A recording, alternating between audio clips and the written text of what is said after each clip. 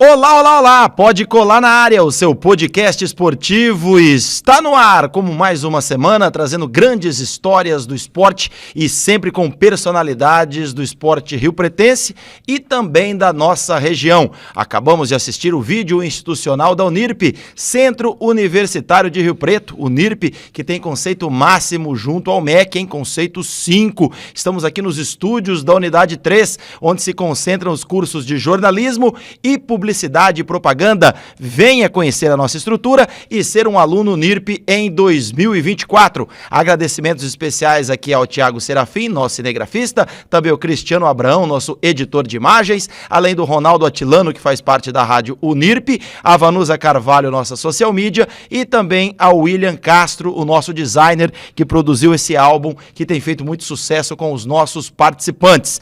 Lembre-se também de nos acompanhar em nosso canal no YouTube, Pode Colar Podcast, você vai lá, pega a câmera do seu celular, aponte para o QR Code que aparece na sua telinha, se inscreva, compartilhe, mande para os amigos, é muito importante que você conheça o nosso trabalho e também acompanhe as nossas entrevistas. O Pode Colar também disponível no Instagram, Pode Colar Podcast, bem como as plataformas de áudios digitais, o Deezer, o Spotify e o Amazon Music. Hoje o nosso convidado tem uma história dupla em São José do Rio Preto, história no América, no Rio Preto e também no futebol amador, além de muita coisa para contar em outras equipes nas quais ele já participou e esteve à frente no comando técnico. Estamos recebendo o treinador e meu grande amigo Ricardo Moraes. Ricardo, um abraço, seja bem-vindo aqui ao Pode Colar. Eu que agradeço, Djalma, o convite, né? A gente vem acompanhando já ao longo do tempo aí, né, o sucesso do programa, né, com vários amigos aí tendo participado, e para mim é uma honra hoje estar representando também a classe do futebol riopretense, né? E também o futebol em geral, né? Como você disse aí, é amador, profissional, nos dois clubes, né? Atuei nos dois clubes também, então eu falo que eu tive a felicidade de jogar nos dois e ser treinador dos dois, né? Então é um orgulho muito grande para mim que fui criado praticamente aqui em Rio Preto. Bom, isso é bacana até para você contar esse início, né? Como é que o Ricardo começou no futebol, como foram os primeiros passos?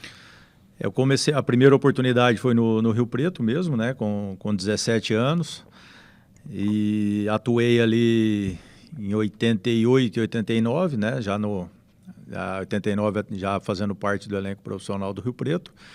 Fui vendido ao Novo Horizontino, né? Onde fiquei o ano de 90 e retornei depois ao América, né? Retornei a Rio Preto, né? Mas no caso para o América, em 91, onde eu fiquei atuando como atleta até final de 94. Né? Dali para frente eu segui mais um pouco a carreira e joguei no Taubaté, em outras equipes de Goiás, né? Mas não permaneci muito tempo jogando, né? Parei aí com 26, 27 anos e já 2 anos após comecei a trabalhar com essa parte de formação, escolinha e tal, até que em 2001 tive a oportunidade de retornar ao América, né, nas categorias de base, onde eu fiquei 2001 no Sub-17, 2002 já no 20, 2003 já estava no profissional, né? Então foi rápido, né, o meu início em categoria de base e chegar ao profissional. E depois de 2003 aí até hoje só profissionalmente. Hoje a gente vai falar muito aí da tua passagem no Rio Preto e no América, mas você citou 90 Novo Horizontino. Sim. É um ano inesquecível também para o pessoal sim. daquela cidade. Acredito que para você, o que você se recorda daquela campanha? Se você, de que forma fez parte do elenco, do grupo? Eu fazia parte do elenco, né? Não atuava em todas as partidas. Naquela época tinha o campeonato de aspirante, né? Para quem não era utilizado na equipe profissional, jogava os aspirantes. Como no profissional naquela época tinha o Márcio Santos e o Fernandão Baiano, né? Então, e eu ainda com 18 para 19 anos, então era vamos dizer assim, era uma pretensão muito grande estar atuando já nesse ano. Mas a gente ficou feliz de fazer parte do grupo, né? Do pessoal lembrar, né, desse ano, como você disse, inesquecível aí para a cidade de Novo Horizonte. Acho que para o futebol paulista, né? Vai se comentar essa final caipira. Acho que eternamente, né? Mesmo a gente não tendo vencido, mas todo mundo vai lembrar em algum momento. E um detalhe, né? Não venceu por força do regulamento, porque foram 2 empates. No final das contas, vocês terminaram iguais ao Bragantino. Isso, né? Tinha a força do regulamento, né? Que até hoje ainda premia quem faz uma melhor campanha. E acho que o Bragantino foi merecedor também de chegar nessa decisão com essa vantagem, que era uma bela equipe e tinham feito uma campanha muito boa. Naquele ano eram aqueles regulamentos espetaculares, né? Se eu não me engano, acho que foram primeira fase de grupos, depois acho que foi até a terceira fase de grupos, com turno e retorno, tinha repescagem. Não parou durante a Copa do Mundo, lembra? Eu era tinha, criancinha, mas eu lembro disso aí. Tinha repescagem para... Era uma confusão danada. O campeonato durou, se eu não me engano, 6 ou 7 meses. E o Novo Horizontino tirou o Palmeiras, né? Tirou o que eu quero dizer, o Palmeiras ficou atrás, né? Na fase final, né, nessas divisões de grupos, eu me lembro que se eu não me engano, eram 2 grupos de 6 equipes, e no grupo do Novo Horizontino era Novo Horizontino, Palmeiras, Ferroviária, Portuguesa. Agora eu não me lembro o Novo Horizontino, né? Era um outro clube do interior que eu não me lembro se era o 15 de Piracicaba, agora está me fugindo. Eu lembro que lá de lá era Bragantino, Mojimirim, Corinthians, Ponte Preta. E a decisão era só o campeão do grupo. Isso, E nós chegamos na última rodada, jogava contra a Portuguesa no Canindé. Nós tínhamos que vencer a Portuguesa e o Palmeiras não podia vencer a Ferroviária no Pacaembu, e a Ferroviária já eliminada, né? E nós conseguimos vencer a Portuguesa no Canindé, e a Ferroviária segurou 0-0 no Pacaembu com o Palmeiras, a gente conseguiu passar para o final. A probabilidade era o Palmeiras, né? Mas quis o destino que a gente participasse desse momento da história. Bom, e depois voltando para Rio Preto, retornando aí ao América, como você citou, você também fez parte de um time campeão, que foi o elenco de aspirantes de 92, para mim um dos maiores títulos, né, da história do América, pelo significado que foi, pela maneira que foi, principalmente, né, jogando num estádio para mais de 100 mil pessoas, é uma coisa que dificilmente a gente vai ver nos dias de hoje, né, Ricardo? O que você recorda não só dessa campanha em si, mas do teu momento aí no América, nos anos que você ficou como atleta? Eu cheguei no América em 91, né, era o finado Benedito Ambrosio, o treinador. Depois veio o Arthur Bernardes. Fizemos já naquele ano uma campanha boa também nos aspirantes, né? E fizemos uma campanha razoável no principal, no profissional. No ano de 90 não fizemos uma campanha razoável no profissional. O América foi rebaixado para uma Série A2, né? E em 92, nós tinha a força do regulamento que a federação criou para privilegiar o São Paulo, de cruzamento de uma Série A2, os melhores da Série A2 com os da Série A3. Então, nós tínhamos naquele ano os 2 melhores da Série A2 se juntavam aos 6 melhores da A1 no geral, para fazer 2 grupos de 4 para decidir o título, né? E em 92 nós participamos no profissional dessa Série A2, ficamos aí numa posição intermediária, mas o aspirante, como acompanhava o profissional, ele conseguiu ser campeão, né, vamos dizer, da Série A2, e fez a final contra o Guarani, que era o campeão da Série A1, né? E inclusive era um time que chegou invicto à final, né? Por isso que essa decisão foi mais bacana pra gente, os nomes, porque né, que o Guarani tinha, né? Foi a única derrota do Guarani, né? Então tinha o Luizão, tinha o Adriano, que depois veio jogar no América, tinha o Robert, que jogou no Santos, André Beraldo, que foi... O Amoroso não. Amoroso não, Amoroso era de uma safra mais nova ainda. Tá. Apesar que o Luizão era dessa safra do Amoroso, mas o Luizão já tinha dado um... que ele tinha o quê? 17, 18? Nessa ele final, era bem novo, nessa final ele tinha 18 anos, nessa decisão de 92. Tanto que o Luizão foi campeão, junto com o nosso amigo Pitarelli, da Taça São Paulo em 94, porque ele ainda tinha a idade de sub-20. Mas são lembranças boas, o América aquele ano fez uma campanha muito boa, né? Nesse aspecto, conseguimos esse título aqui para a cidade, foi fundamental, para o clube fundamental, né? Passear de carro de corpo de bombeiro no centro de Rio Preto não é para qualquer um, né? Mas foi bacana, foi uma história, lembranças boas. Bom, daquele pessoal, quem se recorda do elenco, jogadores que fizeram não só parte, né, mas também foram muito importantes para a conquista? Como se tratando de aspirantes, foi um campeonato de turno e retorno, com 16 clubes. Então foram 30 jogos e só o campeão ia para a final. E eu me lembro que na reta final, acho que faltava aí 6 ou 7 rodadas. Aí podia descer pessoal do profissional também, Podia né? descer pessoal do profissional. E por isso que, assim, quando chegou no momento, assim, Mas faltava... tinha um limite, Ricardo? Por exemplo, na final, aí sai todo mundo que estava no aspirante e vem o time inteiro profissional. Não, era opção do clube. Então, nós tínhamos aí... tinha uma base que ia jogando a competição. Quando começou a funilar e o América viu a possibilidade de decidir o título, faltava aí cerca de 7 rodadas para o final. Naquela época, os campeonatos eram de 2 e 1 ponto. Vitória 2 e 1 ponto. Então, o América tinha 1 ponto à frente do 15 Piracicaba. Só que o 15 tinha uma vitória a mais. Caso o América empatasse e o 15 vencesse, o 15 de Piracicaba levaria vantagem. Djalma, os últimos 7 jogos foram 7 vitórias do América e 7 vitórias do 15. Olha! Se o América tropeçasse um jogo, não faria final. Então, nesse momento decisivo, como o profissional já não tinha muitas pretensões de classificar e chegou nessa parte aí, não na 7ª, mas aí quando faltavam umas 4 rodadas, já conseguiu se livrar do rebaixamento.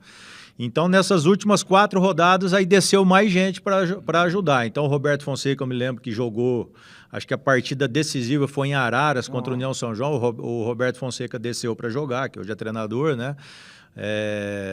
Aí o Clóvis também foi para o Aspirantes, o Cleomar foi para o Aspirantes. Então, teve aí uns 4, 5 que deram uma reforçada, né? Eu, nesse período de 7 jogos, eu estava lesionado.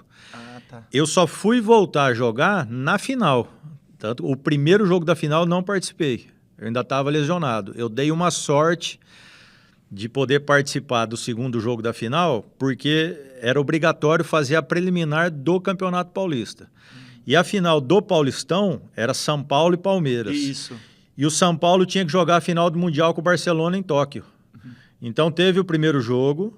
Aí teve um intervalo de 15 dias para que o São Paulo fosse até Tóquio. Para depois voltar. Para depois voltar e decidir a segunda partida. Então eu ganhei esses 15 dias aí, ganhei de prêmio. Né? Eu pude me recuperar, né? E participar do jogo decisivo e, né? Quem tem estrela tem, né, Djalma? Aí a gente conseguiu o título. Além de você, tinha o João Santos também era teu companheiro de zaga, quem mais? Não, era o Cícero. O Cícero, que o João também fazia parte. O João fazia parte. O João até nesse jogo, se eu não me engano, acho que ele ficou na reserva, eu não me lembro agora, mas eu lembro que o Badan estava nesse jogo decisivo, o Fernandinho, que é de Olímpia, o Kleber Arado, o Clóvis, o Cleomar, né, o Mauro, que vem emprestado do Atlético Mineiro, o Robertinho Alves participou desse jogo, né, o goleiro era o Luiz Carlos. Então, vários... E ao longo, assim, participou o Amaral, que era aqui de Olímpia, o finado Gil Catanossi participou em algumas partidas. Então, o pessoal da região aí, todos têm uma colaboração, né, nessa campanha aí. É que na final aparece só aquele pessoal da fotografia, né, mas você pode colocar ali que... mais umas 10 peças foram de suma importância para que o América chegasse a essa decisão. Agora, Ricardo, como é que foi para vocês encarar, não digo só o adversário de qualidade, mas quando subir dos vestiários e ver lá mais de 100 mil pessoas? Acredito que palmeirenses e São Paulinos também, cada um deve ter pego um time para adotar, né? O Palmeiras, sei lá, pode ter ficado com o Guarani pela cor, e os São Paulinos com vocês. Foi o que aconteceu, né? No primeiro jogo decisivo, o São Paulo acho que havia ganho do Palmeiras, se eu não me engano, 2-0, 1-0, alguma coisa assim. Ele já tinha uma vantagem para o segundo jogo. Depois ele foi campeão mundial. Então aí a torcida do São Paulo queria ver o troféu, porque colocou em exposição lá no Morumbi os troféus da Copa Toyota, né? Essa coisa toda. O Palmeiras... A possibilidade era menor de título, né? Então, vamos dizer assim, ficou o Morumbi 70% torcida do São Paulo e 30% do Palmeiras, né? E isso aconteceu. O São Paulo adotou a América, que entrou com a camisa branca, né? Sim. Saiu aquela referência do vermelho, né? Então foi uma estratégia ou não? Não, foi coincidência. Tinha jogado a primeira final de vermelho, né? O primeiro jogo, perdeu de 2-0. Acho que alguém na diretoria tinha alguma superstição, resolveu mudar e eu não sei o que aconteceu. Mas nós jogamos de branco, o São Paulo naquela empolgação, a torcida empolgada, acabou adotando a gente, né? O Palmeiras, obviamente, ficou com o Guarani por ser verde. E você falou de 100 mil pessoas, eu tenho a ficha técnica guardada no jogo, foram 115 mil pessoas no Morumbi. Então hoje é praticamente impossível, né? Já reduziu o Morumbi para 80 e poucos mil pessoas, então... até o próprio Maracanã, que já recebeu, se eu não me engano, numa final de Brasileiro, Flamengo e Santos, recebeu 163 mil pessoas, hoje acho que é 90. Então, dificilmente você vai encontrar aqui... Hoje no Brasil não tem mais um estádio para 100 mil pessoas, não tem mais. Mas na hora que vocês entraram, olharam assim, caramba, isso aqui tá... Você toma um susto. Porque a hora que você chega e não tem ninguém no estádio, é uma coisa. Você vai, tira uma fotografia, fala, ó, que legal, que bonito e tal. Mas a hora que você entra e ali, a hora que começou a preliminar, você já tem ali cerca de 70 mil pessoas. O jogo começava a que hora? 2, 1h30? A preliminar, era 1h30. 1h30, e a final às 4 horas. Então, a hora que você entra ali 1h30, começa o jogo, já tem cerca de 70 mil pessoas para um primeiro tempo, né? Você percebe hoje, né, quando o jogador fala, a torcida, essa torcida maravilhosa, né, que virou quase que uma regra, né, um mantra do cara falar essa torcida maravilhosa, né, mas independente da torcida, não era nossa, mas faz a diferença. Quando tem alguém te empurrando, é diferente. E os americanos em si, digamos, os raízes, como que era o espaço para eles também se acomodarem no estádio? Não, como foi feito na final, não sei. Eu não sei, mas eu tenho fotos até hoje de amigos que me enviaram. Naquela época não tinha essa facilidade do celular, né? Você tinha que levar realmente uma câmera. E eu tenho as fotos que foram reveladas da volta olímpica, de amigos que tinham ido ver a final. E aí na volta olímpica tiraram e me deram eu tenho uma sequência da volta olímpica lá, né? Isso aí a gente guarda com bastante carinho. Bom, e o folclórico Vanderlei Galo, né? O técnico da época, grande Galo, um abraço a ele, o Galo também nos acompanha aqui. O Galo até eu falei para ele que esses dias nós o visitamos e eu falei para ele que ele tem uma grande responsabilidade, ele e seu Pedro Favarini, na minha vinda ao América, né? Eu tinha sido vendido do Rio Preto ao Novo Horizontino. Sim.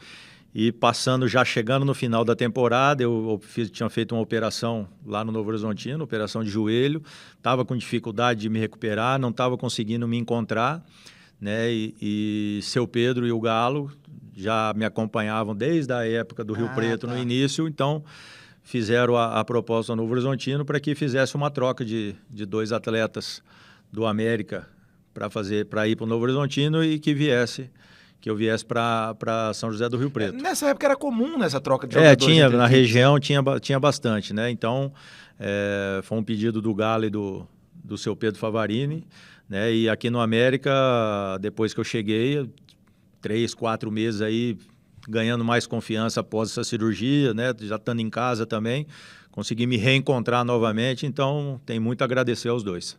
Bom, agora a gente falou da conquista, mas você até brincou aí do carro de bombeiros e tudo mais. Você tem uma ideia, hoje em dia, passado tantos anos, da dimensão dessa conquista, não só para a tua história, né, mas para a história do clube também, do América? Hoje, né, hoje você vê, infelizmente, o América numa situação aí, né, não tão boa, né, das glórias que já viveram no passado, né? Glórias quando a gente diz que até hoje é o clube do interior que mais permaneceu na primeira divisão consecutivamente, né? E infelizmente hoje a gente vê essa situação aí que não consegue se reerguer, né? Então agora a gente vê a importância do que a gente deixou, né? Fica o nome do clube, fica eternizado na história, né? Não só essa campanha, mas veio depois posteriormente uma Copa São Paulo, né? Mas lá atrás a gente já tinha também feito uma final de Taça São Paulo, né, com uma outra geração, né, não tinha conquistado o título, e isso aí ajudou muito a fortalecer o América naquele período, né, e até hoje o pessoal ainda lembra desse período mais antigo, justamente porque hoje a gente não consegue comemorar acho que a última conquista aí foi no profissional foi o título da Série A2, né, já estamos aí já indo para mais de 20 anos disso. Então, os torcedores americanos aí, quando a gente encontra alguém na rua, o pessoal ainda consegue lembrar né, dessa conquista que a gente teve. Ô, Ricardo, você lembrou bem, né, que antes do título de 92, o vice da Copinha acho que foi 88, né? 88. Tinha alguém de 88 para 92 ou basicamente ninguém? Não, já... Assim, Já não. que participou assim, ao longo da campanha, tinha, se eu não me engano, o Gil Catanossi, né, fez Sei. parte, era profissional, descia algumas vezes para jogar, se eu não me engano, ele teve nessa tá. participação, mas só ele, né? Eu estava tentando lembrar. O Maurinho, atacante, Maurinho também participou desse período. Se eu não me engano, são esses dois. Talvez tenha algum outro, né?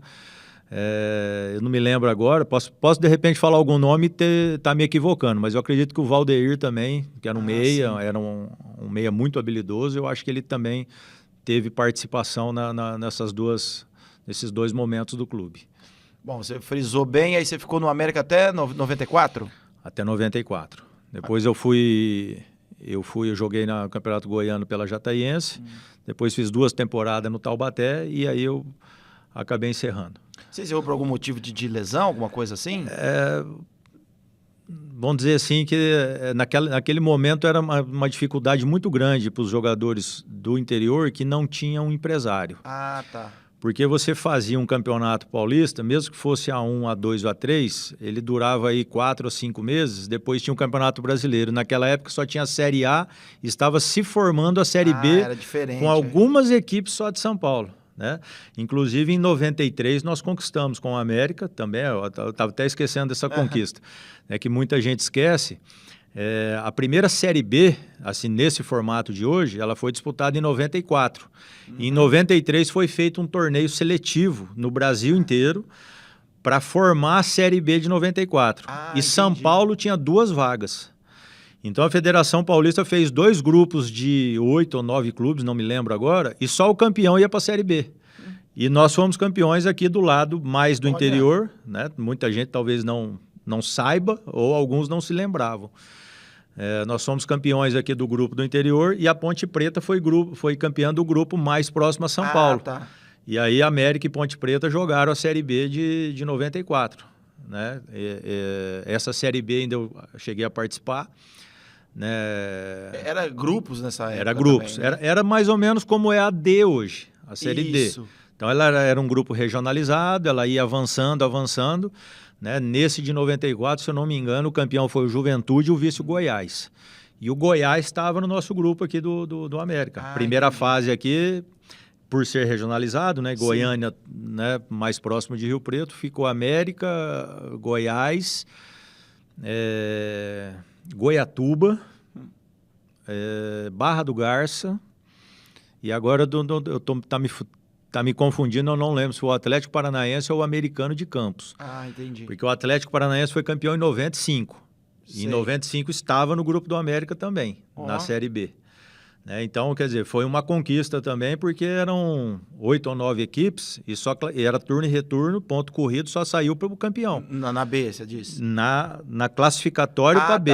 Tá. Né? Então, vamos dizer assim, entre aspas, seria uma Série C, né? A gente não pode considerar uma Série C porque a CBF ela dividiu por regiões. Então, cada estado ficou responsável em arrumar seus 2 representantes.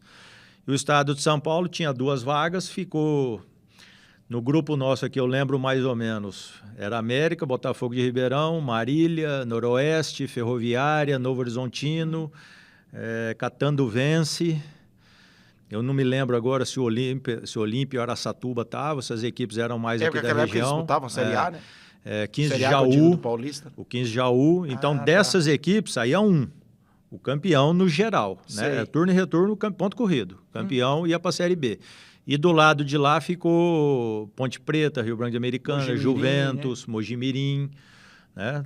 E eles que ficaram por lá. Também, que por lado de lá eu não me lembro. Mas eu lembro que a Ponte foi a campeã daquele lado, e aí a primeira Série B, né, nesse formato, que depois veio evoluindo, né, hoje está... A Série B eram quantos, você se recorda mais ou menos quantos times tinham? Era, se eu não me engano, acho que era 42 ou 48 dividia equipes. Todo mundo? Dividida pelo Brasil, e era regionalizado, e afunilando, né, até que chegava-se aos 2, subia só 2 naquela época, só o campeão e vice que subia. Entendi. E depois foi evoluindo, foi criando a Série C, hoje criou a D. Hoje o futebol brasileiro precisa de uma Série E, Série F, porque para manter atividade nesses times, né? E assim, tem muita gente, Djalma, que tem evoluído no futebol como estrutura, né, que logo vai estar surgindo aí. Então você tem um Retrô em Pernambuco. Isso. Né, você tem esse time do Amazonas lá. O Atletique agora, que acho que foi para a série C em Minas.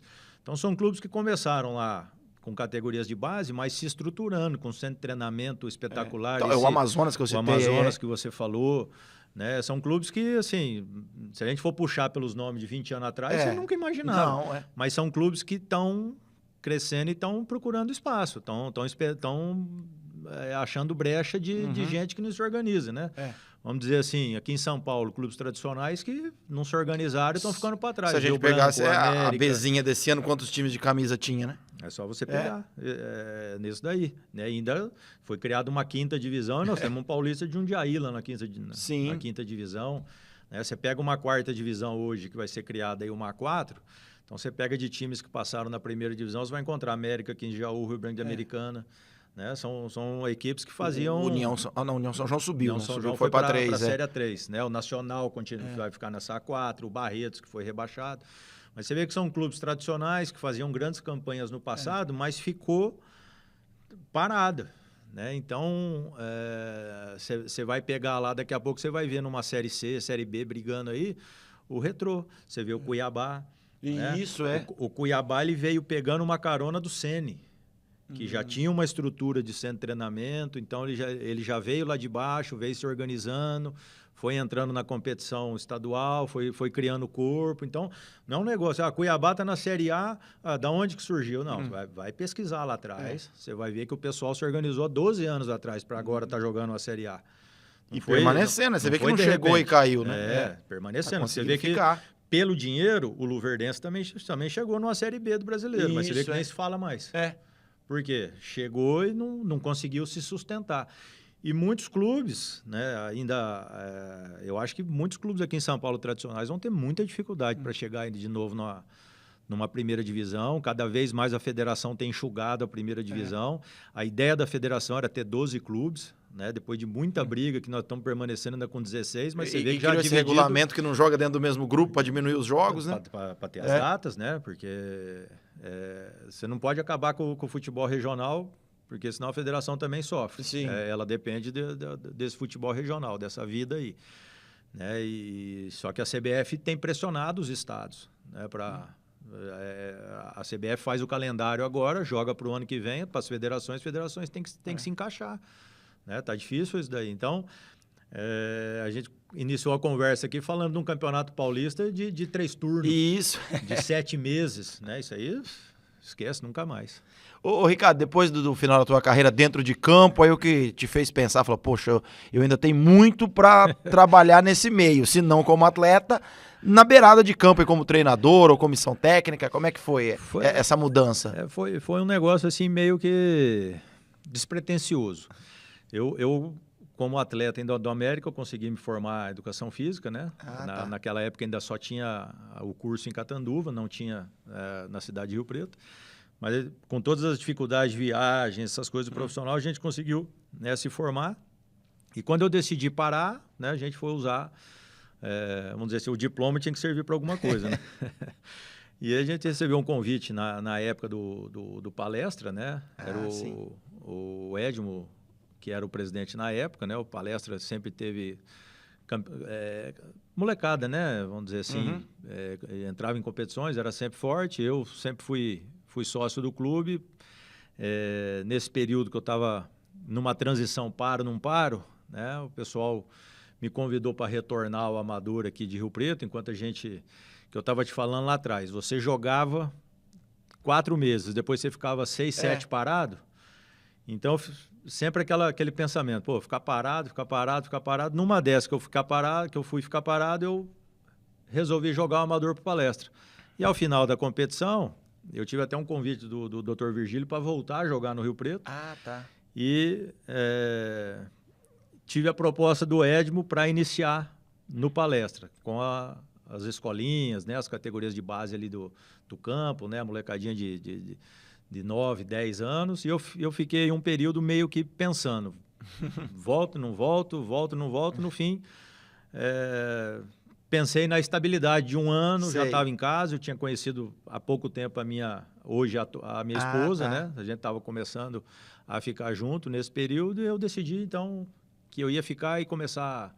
Vamos dizer assim, vamos começar a trabalhar, né? O pessoal dizia que naquela época o jogador só descansava, né? Vários que vêm aqui falar isso, viu, Naquela Ricardo? época o jogador não, só ficava descansando, treinava 1 horinha, 2 e descansava, né? Então agora eu vou começar a trabalhar mesmo. E aí comecei, né, a jogar o amador e trabalhar com a garotada lá do Palestra. Nesse trabalhar com a garotada, o Militão que coordenava tudo ali só me dava bucha, né? Então, aquela molecada que o pessoal não queria que pegasse, eu jogava para mim e eu pegava aquela molecada que ninguém queria, fazia uma final aqui, fazia uma decisão ali, era campeão no outro ali e tal. E nessa transição eu passei ali futsal, passei futebol de campo, fiquei ao longo aí de 3, 4 anos. E assim... Graças a Deus, a molecada sempre chegava numa decisão, ganhava um campeonato aqui, ganhava um campeonato ali, um regional, alguma coisa, e até que em 2001 alguém do América, né, falou assim, rapaz, esse cara aí tá chegando sempre numa final, vamos trazer ele para cá, vamos ver o que acontece. E dali comecei, né, nesse período, mesmo com a molecada do Palestra, a gente não tinha essa facilidade de YouTube. Já era o AME ou era outros campeonatos? Não, nem existia AME. Não, ainda. né? Não, nem existia. Era outros campeonatos aqui da Liga, um campeonato regional. Salão era o campeonato da Federação Paulista, né? E, assim, eu fui tentando estudar. Então, eu comecei para trabalhar com a molecada no salão. Então, comecei a acompanhar o Marcão Favarini no Jomec, no salão. Ah, tá. Então, eu ia ver um treino ali. Às vezes, eles nem sabiam. Mas eu ia ali ver um treino para ver uma situação que eu... não conhecia no salão. O Mirassol, na época, o treinador era o Gildásio Barbosa, e o Gildásio foi meu treinador quando eu estive em Goiás. Ah, tá. Então eu pegava e ia lá acompanhar os treinos do Mirassol, passava um dia lá no Maião, né? E o Gildásio abria as portas ali para que a gente pudesse acompanhar, para a gente ir tentando pegar alguma coisinha que, às vezes, de atleta você treina e passa batido, né? Então, por fora você... E eu comecei a desenvolver na minha cabeça algum treinamento, alguma coisa do que eu via ali que podia ser adaptado para os meninos, né? E fui usando a vivência, a experiência, a criatividade e foi acontecendo. Né? E depois eu fui transferindo isso quando eu tive a oportunidade no América, né? Aí vamos dizer assim, a coisa fica mais complicada, porque aí envolve uma agremiação de renome. Né? Aí comecei a fazer os cursos em São Paulo, né? do sindicato de treinadores, todos os cursos que eu podia fazer na época, eu fui fazendo para aprimorar e assistindo jogos, né? Pegando DVD. Hoje eu brinco que tá fácil, né? Você entra lá no YouTube, bota lá treino do Guardiola, vai aparecer 200 treinos. A partir daquele ali você desenvolve o seu. Algum vai dar certo, algum vai funcionar, né? Então... Agora, Ricardo, eu tenho uma curiosidade. É que muita gente comenta que a maioria das pessoas que se tornam treinadores, quando jogaram, era do meio campo para trás. E você acha que tem isso, alguma coisa a ver? Que de repente vocês enxergam o jogo de uma outra forma do que quem é do meio campo para frente? Eu acho que influencia. Como que funciona isso mesmo? Eu acho que isso aí influencia bastante. Nós temos grandes treinadores que atuaram do meio para frente, né? Nós temos o Tadei, né, que foi um grande meia. Ah, sim. Né? Até a característica do Tadei era um meia que vinha mais de trás enxergando o jogo, né? Então, acho que ajudou também ele, né? Mas nós temos aí o Renato Gaúcho, né? Se a gente for puxar, né, a gente vai achar alguns, mas a maioria que você puxar foi zagueiro, goleiro, um lateral, né? Você tem um volante aí, que antigamente o volante era um cara de marcação, hoje o volante ele é o principal articulador, está quase um meia hoje o volante, né? Sim, sim. Mas os antigos, né? Você enxergava um jogo mais de trás, você conseguia ter uma amplitude maior. Eu acho que ajuda, viu, Djalma? Porque eu sempre tive essa curiosidade, né? Eu acho que a gente vê, né? Facilita, né? Facilita de você enxergar. O atacante, apesar que ele está enxergando o jogo de uma outra ótica, mas ele está jogando de costa, ele está apanhando o jogo inteiro, né? O zagueiro, você, né, participa naquele momento ali. Eu acho que influencia. Bom, 2001 que você está dizendo que você chegou no América e, para mim, você vai poder até citar melhor, porque você viveu várias fases lá dentro. mas para mim o América teve uma das principais parcerias para revelar, buscar jogadores, que foi a empresa do Facina e dos parceiros que ele tinha ao lado do América. Como foi para você ingressar diretamente nesse trabalho e pela quantidade de bons jogadores que se aparecia no América naquele período? Tem até uma curiosidade aí que você falou do Facino. O Facino, para mim, eu considero como um pai, né? Para mim, no futebol, é meu pai, né? No futebol. E de vez em quando eu falo com ele ainda, até hoje, é fundamental às vezes a opinião dele para mim, né? No caminho. E logo que eu cheguei, né, eu fui indicado lá para o América, assim, para trabalhar, tinha a oportunidade, saído do treinador do Sub-17, eu não me lembro quem que era, né, mas ficou vago, né? Então, me convidaram, eu lembro quando o Facina me chamou, ele falou assim, ó, aqui a gente trabalha visando o futuro do jogador, o futuro do clube, mas eu vejo o meu futuro também, porque eu estou pondo dinheiro. Então, assim, eu não me preocupo com o título. Eu não quero trazer você aqui para você ser o campeão do campeonato Sub-17. Eu me preocupo com o seu olho. Você enxergar o jogador e transformar esse jogador, né? Achar uma maneira de fazer esse cara evoluir. É isso que vai me interessar. E até foi engraçado que ele falou assim, ó, eu vou te fazer uma proposta. Você toparia passar 30 dias aqui para a gente te observar? Olha. Aí eu falei assim, eu topo, não tem problema não. Era a tua primeira grande chance, né? Não, eu topo, não tem problema não. Pode deixar aí. E assim, foi passando, deu... Que período do ano? Você lembra? Foi no começo do ano, isso? Foi no começo de 2001, já bem no comecinho, né? Quando as categorias de base voltavam. E aí passou aí um período de 20, talvez 30, não me lembro assim ao certo, mas eu lembro que ele me chamou um dia e falou, eu lembro dessa expressão, vou guardar comigo até o final da minha vida, que ele falou assim, ó, já deu para ver que você não é apitador de treino. Então a partir de agora, vamos combinar um salário, né? O que a gente combinar, eu já vou te pagar esses 30 dias que você passou aqui. Olha. E aí já foi, e foi um cara assim... Pensa num cara correto. Ô, Ricardo, assim, não te contando, até hoje eu não entendo como essa parceria terminou, porque pra mim tava tudo ok. Rapaz. Era um período que o América conseguia, sabe, se desenvolver, ter negociação, enfim, ter uma vida, né? A vinda do Cilinho em 98 pro América, na final de 97, início de 98, foi o Facina que articulou, que já conhecia o Cilinho da época do Rio Branco de Americana, que o Facina era diretor se eu não me engano, era vice-presidente do Rio Branco. Depois ele acabou saindo de lá e veio trabalhar na formação aí do América. A forma que veio, já não sei, porque foram bem antes de eu chegar. Sim. E a forma que saiu também foi muito estranha, cara. E até hoje não encontro uma explicação, né? O único pedido que ele fez para mim quando saiu é que eu não saísse, porque eu tinha... Talvez eu sairia junto com ele. Qual o período exato que ele saiu, Ricardo? Ele saiu ao final de 2003, no meio de 2003. 2002 nós fizemos inteiro, depois 2003, acho que no início de 2003, Djalma. Eu não me recordo eu ainda bem. Permaneci no América o ano de 2003, né, até fiz ainda o Paulistão com o Roberval Davino em 2004. Mas o Facina saiu no início de 2003. Agora, não me pergunte o motivo, mas eu sou suspeito de falar, porque se eu for falar para você, o América, né, foi o maior prejudicado disso aí. Sim, para você ver, a quantidade de jogadores que saíam da base, iam para o time de cima, de repente muito novos, até eram vendidos. A gente consegue montar um time fácil aqui. Fácil. Nós temos, às vezes eu comento com amigos como é que era o processo de captação. Então, assim, em 2001, nós tínhamos várias reuniões, porque, assim, era muito cobrado do Facina, né, e assim, do América em si, mas para chegar no Facina era muito cobrado que tinham poucos jogadores na base do América que eram de Rio Preto e muito da região. Da região até tinha alguns, né, mas que de Rio Preto eram poucos os que tinham, né, se eu não me engano, acho que tinha 2 ou 3 jogadores, só que eram naturais de Rio Preto. Então, nós precisamos até fazer uma programação de uma vez por semana, foi um período mensal, depois foi quinzenal, até que era para tirar um pouco essa questão de que não se dava oportunidade para os jogadores de Rio Preto. Nós fazíamos sempre lá na antiga Toca do Rubro, né, que hoje não existe mais. Nós fazíamos lá a sexta-feira à tarde, vamos dizer assim, entre aspas, um peneirão para Rio Preto e região. Então, tinha um pessoal lá, era o Finado Machado, não sei se você lembra do Finado Machadão. Lembro.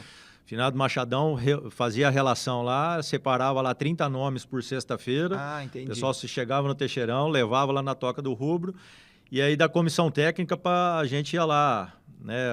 Numa sexta-feira eu do Sub-17, na outra sexta-feira do Sub-20. Já ia a categoria, entendi. Não, a observação era da idade. Não era da idade, era geral. O Machado que organizava. Então, às vezes, eu ia lá para observar jogador. Eu estava no Sub-17 e ia para observar um jogador de Sub-20. Ou, às vezes, porque o Machado fazia uma escala. Entendi. Né? Então, que era para atender isso. Quando começou a procura de 30 passar para 20, para 15, aí já não tinha mais como você fazer um trabalho de observação, aí parou. Mas foi para, vamos dizer assim, as críticas. Né? Tinha muita crítica porque não tinha, então vamos dar oportunidade, vamos ver. Mas porque onde que eu quero chegar, Djalma? A virada de ano, a gente fazia uma observação, o Facina ia ao longo do ano agendando isso. Então, só para você ter uma noção, assim, bem rápido, para não tomar muito tempo nesse assunto. A gente ia para o Mato Grosso, lá para Ponta Porã, Dourados, lá para... Onde descobriram o Danilinho. O Danilinho de Ponta Porã. Então, a gente ia lá para esse fim de mundo... Chegava lá, era um final de semana, então era quinta, sexta, sábado, domingo. A gente observava perto de 900 atletas. Nossa! Daquela região inteira. Então, só para você entender, a gente observava nesses 4 dias 900 atletas. Nós trazíamos para Rio Preto, né, especificamente nessa daí, nós trazíamos 6 ou 7. Entendi. Que iam se juntar aos que já estavam aqui quando se reapresentavam em fevereiro. Então, eles não vinham no meio do ano, quando a turma daqui já estava bem, que todo mundo se conhece. Vinha, vamos dizer assim, numa condição igual, física. Sei. Para não falar, o pessoal lá já tava fazendo isso, aquilo. Então, ele vinha numa condição parelha aí. Cara, a gente trazia 6, 7 jogadores, ficava 2 no Campeonato Paulista. Às vezes, desses 2, um era titular, o outro não. Às vezes, nenhum era titular e no final do ano era dispensado. Entendi. Por quê? Era muito criterioso. Então, tinha bons jogadores. E o Facina nunca se preocupou em ser campeão. Tanto que você pode ver que, nesse período, o América nunca se preocupou em ser sério da Taça São Paulo. É verdade. Nós nunca participamos. Que era diferente, era um outro estilo Era também, categoria, né? de base boa, que faria frente. O Diolei montou aí 3, 4 anos, cada baita time. Né? O Diolei e Cândido. Então, eram equipes que, vamos dizer assim, vai ser campeão da Taça São Paulo? Não sei. Hoje põe em campo para ver. Mas eram equipes que davam uma expectativa de, vamos dizer, pelo menos uma semifinal de chegar. Né? E a gente nunca se preocupou. O objetivo era o quê? Encerrava o ano, a gente sempre estava ali beirando uma semifinal. Né? O Sub-17, 2017, nós perdemos a semifinal. Se eu não me engano, nós perdemos para o Palmeiras. Coincidentemente, no Sub-20 2002, nós perdemos para o Palmeiras, que tinha o Wagner Love, tinha o Glauber aqui de Mirassol, tinha o Edmilson, tinha o Alceu, o volante, que depois foi para a Seleção Brasileira. Né? Era um timaço o time do Palmeiras, que foi a base do Palmeiras de 2004 na Série B. O outro menino que era do Gonzaga é Juliano. O Juliano já é outra geração. Não, é outra geração. É outra geração. Então, assim, tinha boas equipes aqui, cara. É que a diretoria não tinha, o Facina não tinha interesse nenhum que jogasse uma Taça São Paulo, né? Que preferia dar férias para todo mundo, voltar todo mundo descansado.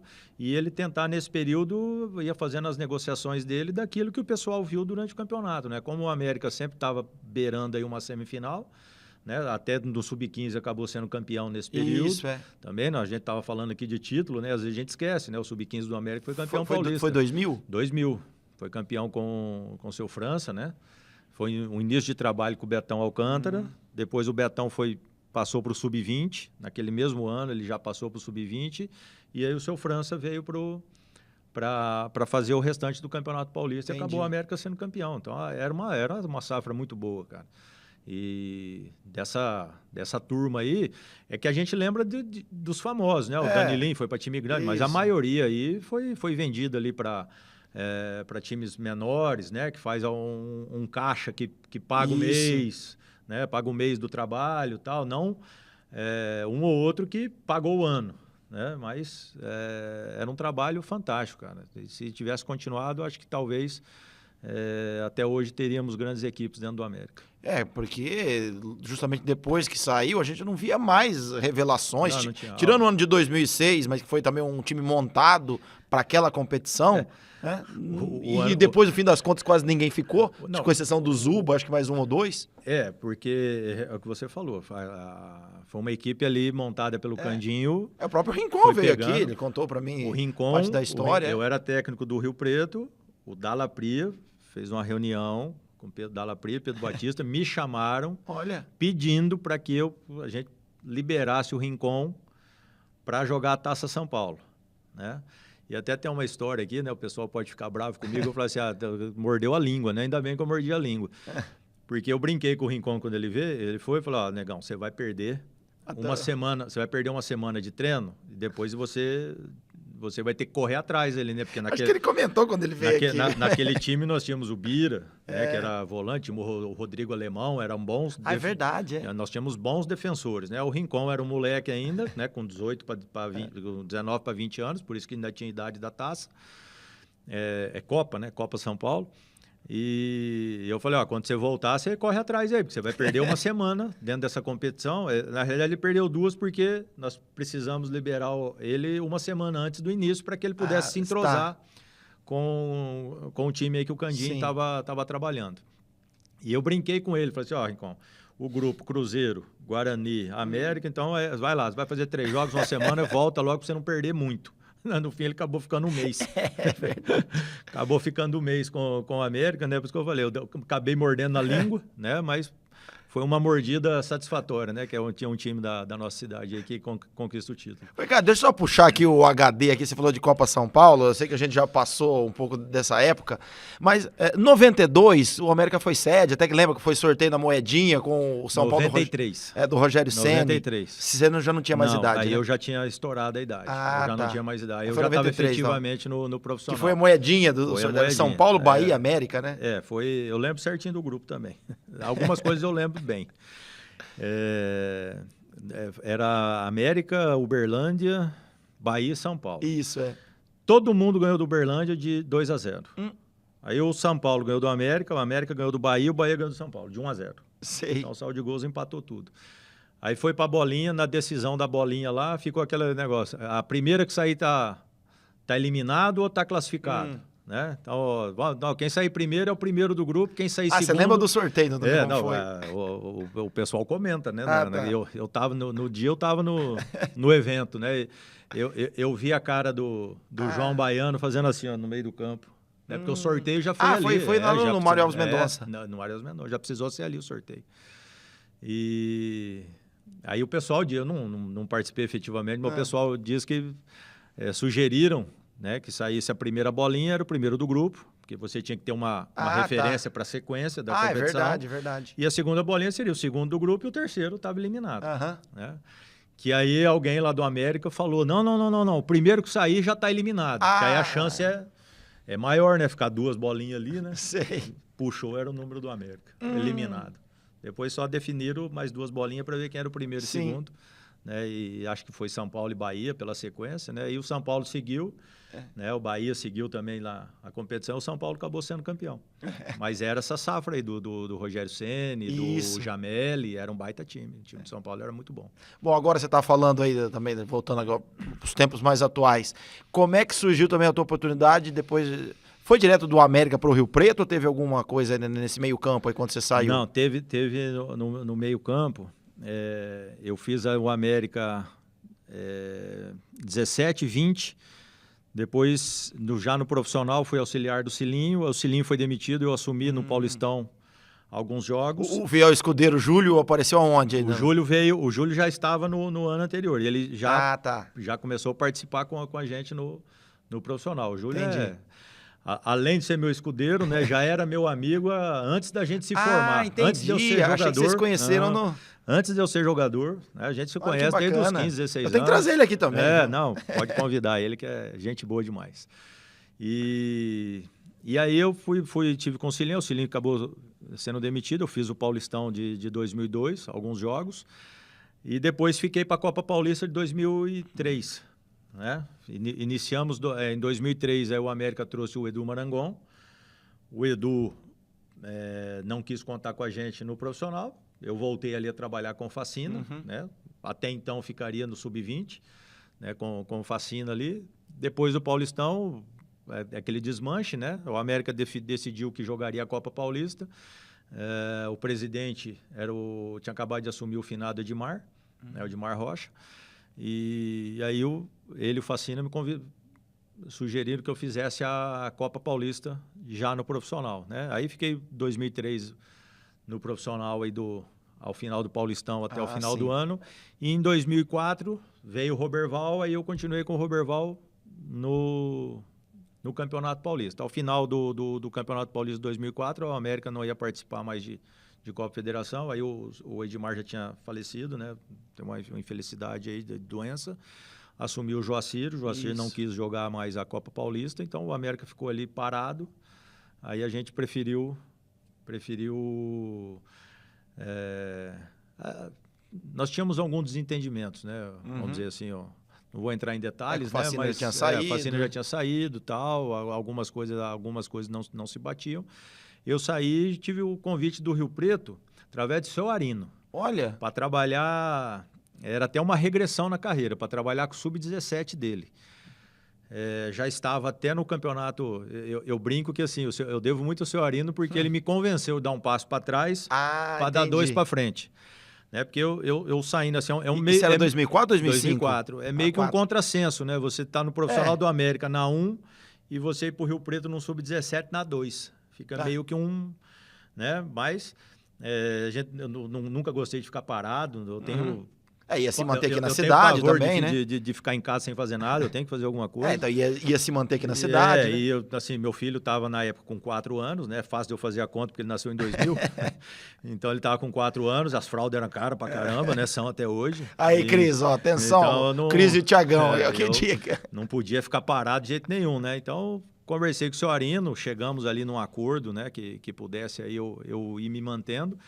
E foi engraçado porque o Sub-17 já estava na competição, né? Não lembro quem que estava tocando à frente, mas acho que tinha tido algum problema lá com eles. E eu falei, pô, senhor Arino, já está no meio, né, do negócio. Ele falou assim, ó, eu não me preocupo com classificação. Eu quero que você olhe o que vai servir para a gente lá para frente. Eu falei, então tá bom, se for assim, né, se você não tiver com essa preocupação... E eu cheguei lá, a primeira satisfação que eu tive era que o preparador físico era o Kleber Augusto. Ô, Clebão também, grande abraço para ele. O outro que eu tenho, verdade. Você está me ajudando a lembrar alguns nomes aqui que tem que vir para cá também. Amigaço, né? Então, ele me ajudou muito nesse período me ajudou na empolgação, né? De ele chegar lá e falar assim, ó... Pô, Ricardo, essa molecada aqui, eles querem, mas eles não estão conseguindo se encaixar, não está se acertando, tal. Aí tem aquele que é isso, tem aquele que é... Então, ele me ajudou já bastante nisso daí. E minha estreia foi fantástica, né? Estreamos em casa contra o Noroeste de Bauru, perdemos de 5-0. Nossa. A gente brinca e fala assim, ó, que coisa, né? Que pânico, né? Mas, graças a Deus, dentro dessa competição, a gente conseguiu ajustar a molecada, classificamos. Olha! Passamos depois para a fase seguinte, onde nós pegamos no grupo Pão de Açúcar. Aquela época o Pão de Açúcar estava... Que me possibilitou que o pessoal do Pão de Açúcar me conhecesse. Então, por isso que eu estou falando. 2 passos que eu dei para trás, para dar 3 lá para frente. E caímos nesse grupo, era um grupo Pão de Açúcar, Guarani, São Paulo, né? Então, a molecada apareceu, o seu Arino, e ficou com um sorriso até aqui, né? Ficou contente. Você lembra de algum dos meninos dessa época ou não? O Gilberto, né, que agora acho que até tô no Amador, o Aloysio era desse time, o Jorge era desse time, o goleiro, né, o irmão do Gilberto. Eu encontrei eles esses dias. Então foi aí que você conheceu o Alessio também? O Alessio no outro ano eu conheci. No ano seguinte? No ano seguinte. Porque o filho do Alessio Neto jogava mais numa categoria abaixo, no Sub-15, eu acho. Isso. Então, assim, podia estar ali próximo, mas a gente não tinha um Eu lembro que eu, o Cristiano, o Zé Branco, a gente fazia o trabalho lá de filmagem, tinha aquele convívio DVD. direto, né? E aí foi acontecendo essas coisas em 2004, foi um negócio bem engraçado, porque um dia o senhor Arino entrou na sala da comissão técnica lá, e eu montando um treino pro Sub-17, Ele entrou lá e falou assim, ó, tem uma notícia boa para te dar. Ó. Falei, opa. Falei, aumenta o salário, né? Quem Classificou, sabe, né? Aumenta o salário. Aí ele, rapaz, entramos no campeonato sub-20. Eu falei, legal, beleza. É mais uma competição pro Rio Preto aí, beleza. Falei, tá bom. Fiquei quieto ali montando. Na boca ele falou assim, o problema é que você vai ser o técnico. Falei, quê? Eu falei, não, Sorino, a molecada já tá aqui no sub-17 treinando direitinho. E eu já tava até gostando. Sei. Eu tava empolgado. Fazia quanto tempo que você tava? Uns 3 meses. Entendi. Então a molecada já tinha pego o jeito de treino, o jeito de jogar e não estava mais perdendo, já tinha se classificado, estava fazendo, né, já estava com uma campanha legal, né, para uma equipe que não tinha pretensão mais nem de classificar, era só para observar quem ia servir ou não. Já estava se classificando, então, cara, eu estava empolgado, né, com a molecada. Então, assim, montava treino, né, para melhorar mesmo os meninos, né, para fazer jogos bons. E o Senhorino chega com essa pérola aí para mim. Aí eu falei, Senhorino, mas como? Quando começa o campeonato? Do dia que ele me falou, tinha 30 dias para estreia. Aí eu falei assim, Senhorino, não dá, não temos nem jogador sub-20 aqui e tal. Ele falou, não, tem uns aí, na época até a gente falou do Galo. O Galo estava jogando uma Copa Paulista com o Rio Preto, profissional. Não sei nem se você se lembra disso. Né? E vamos ver se eu vou lembrar. Tinha muita molecada no time do Galo, né? O Rincon estava nesse time. Tinha aqueles meninos também, Toninho Maranhão ou não? Toninho Maranhão estava nesse time, o Rincon, o Marcelo Rincon, eram dois isso, Rincon. lembro. O Billy também ou não? Alexandre. Não, o Billy estava no Sub-17. Com você no 17. No Sub-17. Não lembrou do Billy. E aí o Rodrigo Shoa. O Rodrigo Shoa é um pouco mais velho, né? O Rodrigo Shoa... Não velho nada, porque em 2001 ele tinha 16 anos. Ele estava já no profissional nesse campeonato com o Galo. Com o Galo, Aí eu falei assim, Senhorino, quem vai poder descer? Aí, quem assim, que o Galo falou que a hora que eu pudesse, podia pegar? Era o Shoa, os dois Rincon e o Maranhão. Falei, tá, e o restante do time? Tá faltando 7. Ele falou assim, então, eu já organizei aqui uma observação... Era avaliação. Olha. Aí vamos fazer a avaliação lá no campo 3 do distrito. Avaliação, aquele poeirão, uma época seca, rapaz. E aí, olha a manobra. O Kleber Augusto, ia dar os treinos pro Sub-17, enquanto eu ia lá fazer a observação para tentar arrumar mais 7 jogadores pro Sub-20. E aí eu tive uma fase nessa transição de jogador para treinador, que eu tive no palestra, eu apitava alguns jogos para a Liga de Futsal. Tá. Né? Então, para fazer um bico, porque a fralda tá cara, hein, Tiagão? Então, para fazer um biquinho para ajudar em casa, eu fazia uns jogos de salão aí na região, aqui em Rio Preto, eu andei apitando aí um ano e pouco. E tinha aquele campeonato da televisão, que era Copa TV Tem, Copa TV Tem. Copa TV Tem, né? Rapaz, nessa Copa TV Tem, eu fui apitar um jogo lá em Catanduva, não tava no time Catanduva, o Nino e o Leandro Love. Foi aí que você descobriu. Tá vendo? Olha só como uma coisa puxa a outra, ninguém sabe das histórias. Não, essa não sabia, não. Os dois jogando futsal para Catanduva. Acabou o jogo, eu falei assim, vocês querem uma oportunidade no campo? Não, a gente vai e tal. Os dois lá, né, nunca imaginavam um dia jogar futebol profissional. Olha só. E eu falei para eles foram lá, né? Eu falei, preciso de uma avaliação de vocês no campo, né? Avaliamos os dois no campo, posicionamos lá onde que eles achavam que jogaria, né? O Nino queria ser meia, e eu falei, não, zagueiro, você vai de zagueiro, meia esquece. O Leandro já tinha um cacuete mais de atacante, né? E nós estávamos ali procurando jogador, e era mais ou menos dessa idade. Chamei os dois e falei assim, Rio Preto aqui funciona assim, meu amigo, é sub-20, você vai morar lá debaixo da arquibancada, não tem ar-condicionado, não tem nada. Era ventilador, né? Ventilador. O seu Cido veio depois para fazer aquelas reformas todas, Não, o seu Cido né? tinha passado, mas não tinha nada. Você foi antes, verdade. Tinha passado antes, mas não tinha nada. Assim, tinha um alojamento ali, mas ventilador, essas coisas, não tinha nada. Mas o alojamento já era lá no fundo, perto do vestiário do visitante? Ou... Não, ainda era aqui na frente, né? Ali na frente. Então, eu falei, Rio Preto é daquele jeito que você viu ali, né? Não tem ajuda de custo, não tem salário, não tem nada. Vocês vão investir em vocês, se quiserem abrir as portas no futebol. É o que dá para fazer. E os dois toparam, né? Foram morar lá debaixo da arquibancada, montamos um time que nós fomos até a semifinal do campeonato, mas perdemos a semifinal para o Corinthians. Então, assim, para mim, 2004 foi um ano que parecia que ia ser um ano para se atrasar, né? E no fim foi bacana. Não vou... rendeu muita coisa? Não, foi muito gratificante, porque a molecada do Sub-17 que estava desacreditada classificou e foi até umas fases finais do campeonato, o Sub-20 que foi montado em 30 dias chegou nas fases finais e rendeu depois para o Rio Preto, que ficou no elenco profissional Leandro Love, ficou o Nino, ficou o Rincon, né, ficou o Marcelo Rincon, o Maranhão, né? Então, essa parte aí é muito melhor do que um troféu. Para mim é muito melhor do que um troféu, né? Hoje, qualquer um desses que você trouxer aqui, né, eles vão falar bem da gente, porque lá atrás ninguém sabe todo esse sufoco que nós passamos, né?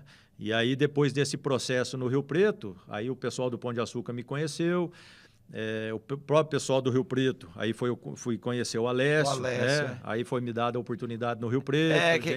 Que é onde eu quero chegar. O profissional você assumiu em 2006. 2006. Então, porque é legal a gente lembrar disso, né, Ricardo? Porque você fez parte, digamos, de alguns dos momentos mais importantes da história do clube, e foi aí, com essa parceria com o Alessio, a aproximação do seu Arino, esse pessoal da base subindo, que montou-se a estrutura para 2007, digamos, do grande momento que o Rio Preto viveu naquele período. Você iniciou esse projeto, digamos assim. Eu tenho bastante coisa engraçada para contar, que o nego vai dizer, não acredito, né? Então eu vou contar. Em 2004 aconteceu tudo isso daí. Para 2005, foi conhecer o Alessio. Isso, Aí o Dr. Virgílio me convidou para ser o técnico em 2005, já na Série A2. Eu vinha do América na Série A1 e depois passei esse período com a base a base. Então, assim, cara, eu sou um cara bem consciente. Sou de Rio Preto, começando. Era uma responsabilidade muito grande uma Série A2, é até hoje. Né? Você vê a dificuldade que é. E assim, cara, eu falei, para montar um time agora de Série A2, vai ser difícil.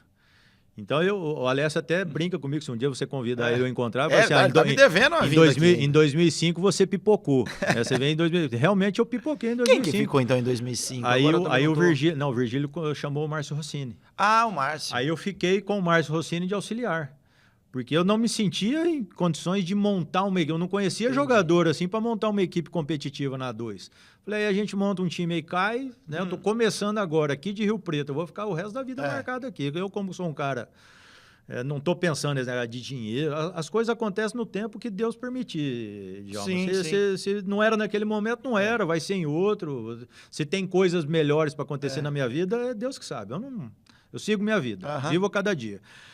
Então, ali, eu achei que não era o momento, mas eles queriam que eu permanecesse. Falei, então, vocês vão convidar o Márcio, ver se o Márcio quer que eu fique com ele. Aí, o Márcio concordou, tudo, beleza. Iniciou-se o trabalho ali. Começou mal, né? Foi onde começou mal. Começamos mal, 2005, brigamos para não cair. Só que no segundo turno de 2005, eu recebi uma proposta da Jataiense para tirar a equipe do rebaixamento. Eu fui lá, consegui tirar a equipe do rebaixamento, voltei para Rio Preto voltei para Rio Preto. Eu tinha algumas coisas para acertar com o seu Arino, já tinha, acho que já era, estava tendo a Copa Paulista, era o Tadei já. Sei.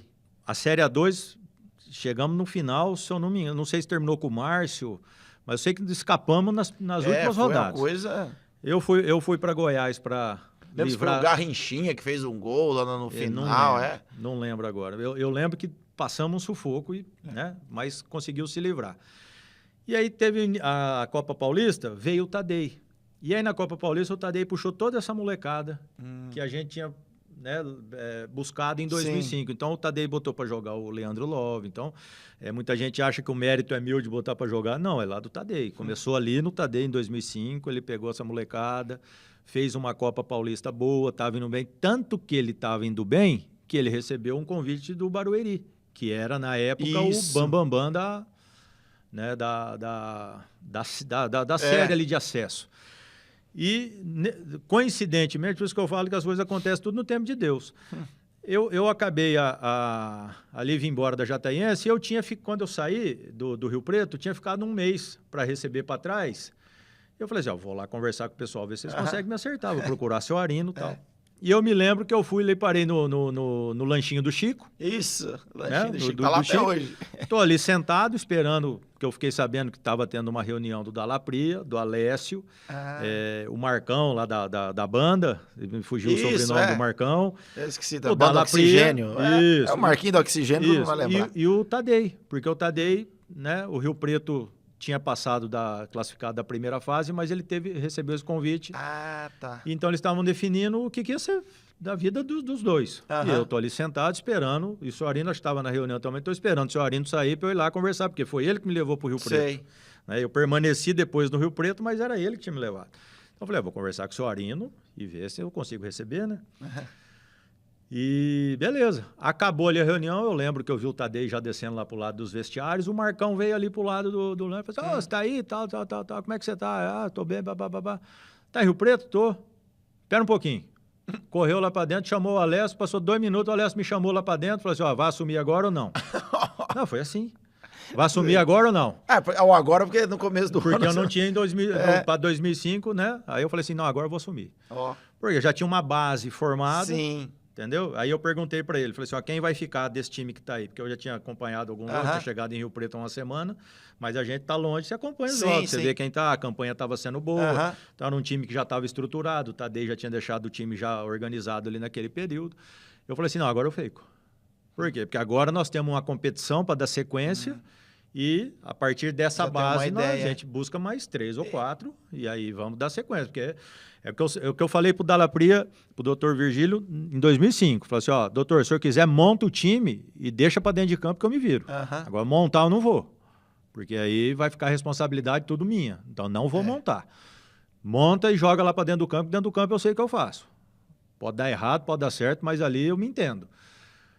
Aí não, o doutor também não concordou, tal, né? Tem os porém dele, teve toda essa, veio o Márcio Rossini e tal, ele montou. Ali já era diferente. Porque já tem uma estrutura montada e aí agora eu vou para dentro do campo e vou fazer do meu jeito, mas eu já tenho um corpo. Entendi. Então era uma outra situação. Então por isso que o Alessio fala, 2005 você pipocou, porque já era para você ter começado antes, né? E aí, em 2006, nós já demos sequência nessa molecada. Em 2006 também você teve um grande parceiro, o nosso saudoso, grande amigo Kleber Arado, que ele de uma certa forma, ficou um período lá, não sei se foi também para fazer o Branquinho ficar mais à vontade, você até pode contar melhor essa história, porque o Branquinho tava vindo do amador, né? Mas o Clebão mesmo, digamos, entre aspas, se arrastando com o joelho ruim, ele ficou um tempo lá para jogar, né? Mas você vê, o Kleber, eu falei até com o irmão dele esses dias, né? Que o último jogo do Kleber, que a gente comentando que tinha sido comigo, eu lembro direitinho, foi um jogo em Olímpia 1-1 e ele que fez o gol. Então, o último jogo do Kleber como profissional, ele fez gol. Ele deixou o gol dele como profissional. Ali ele não aguentou mais o joelho. Eu lembro. Aí no segundo turno ele fez parte, assim, ele estava ele estava inscrito no campeonato, ele era do elenco, mas ele ajudou muito mais a gente. Fora, eu lembro. Né, com suporte, a chácara que ele tinha, a gente usava como concentração, isso aí ajudou muito o Rio Preto a chegar, porque a dificuldade era grande, o Alessio estava tendo que carregar praticamente tudo nas costas, né, então foi de grande ajuda, né, tanto que depois eu acabei saindo para o Pão de Açúcar, que ia formar a sua primeira equipe profissional, que aí o pessoal lembrou... O Rincon foi com você, não foi? Lembrou lá de trás, eu levei o Rincon, né, eu levei o Rincon, levei o Saci, goleiro, Rafael Saci, o Maranhão levei, que era do Rio Preto. Acho que desses 3 que eu levei acabei levando do Rio Preto. E então, assim, essa sequência no Rio Preto foi umas situações engraçadas, né? Eu estava sentado lá na frente do Chico para tentar conversar se eu ia receber ou não. O pessoal me jogou lá para dentro e falou assim, vai ou não vai? Aí eu falei, tá bom, vocês estão falando, vai. Então, dali começou e, né, graças a Deus, formou uma equipe. Naquele ano para 2007, quase subiu, se não for aquele jogo que até agora você até pode explicar que aconteceu em Araras, naquele último jogo, que a gente não acredita até hoje, né? Rapaz, são coisas de bastidores do futebol que é melhor eu nem comentar. Porque alguns ganha aquele jogo, né, classifica. Sobe. Porque na fase final, nós ficamos como patinho feio do grupo. Isso, Tem várias situações nisso daí. Na classificação... Acho que somou um ponto no primeiro turno, né? Dos 3 jogos. Na fase de classificação, o último jogo foi contra o Oeste de Itápolis. Eram as 2 últimas vagas. O empate classificava o Rio Preto ou a vitória o Rio Preto. A vitória do Oeste classificava o Oeste e tirava o Rio Preto. Né? Acho Então, que até é verdade, o Pestana fez um gol, né? de cabeça. Isso, Ele nunca cabeceou na vida dele, foi um gol de cabeça naquele Tô dia. esquecendo dele também, Né? um grande amigo de vocês também. Vamos dizer assim, entre aspas, né? Ele fez na hora errada o gol. Porque eu tô brincando, né?